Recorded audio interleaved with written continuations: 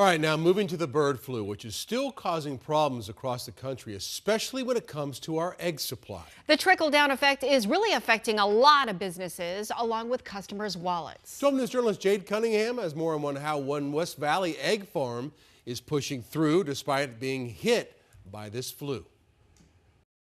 One box, 45, please. At Hickman's Family Farms. We started in 1944. My grandmother started selling eggs off her back porch in Glendale. There's a constant flow of customers as they scramble to get their hands on eggs. We're probably delivering somewhere around 5 million eggs a day, even with our diminished capacity. Glenn Hickman is the farm president. He says that diminished capacity is something his farm and others nationwide are experiencing. It's all because of one thing. So we've had two outbreaks of bird flu previous to the one we are right now. We had it in 1984 in Pennsylvania, and it lasted about 2 years. We had it in 2015 that was pretty much centered in the Midwest and lasted about 9 months. Now this round of bird flu started in February of 22 in Maryland and has gone coast to coast, border to border, almost without breaks. About 330 million birds are needed to satisfy the demand of eggs in the country.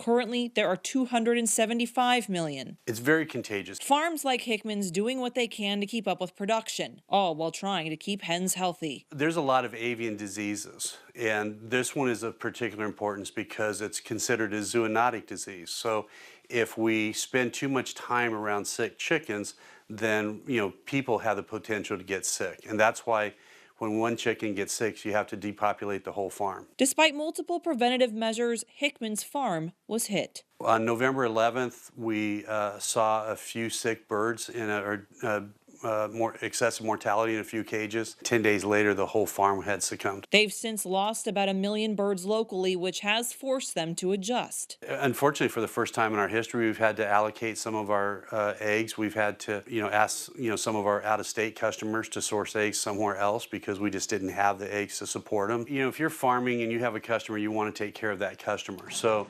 when you've had 80 years of success of doing that, and then all of a sudden, despite the best efforts, you can't supply every customer with everything they want, it's a little bit challenging. Despite the setbacks, Hickman says they're focused on moving forward. I need a little signature right there, please. With the hopes this nationwide outbreak comes to an end, and soon. Thank you. You have a good day. Jay Cunningham, 12 News.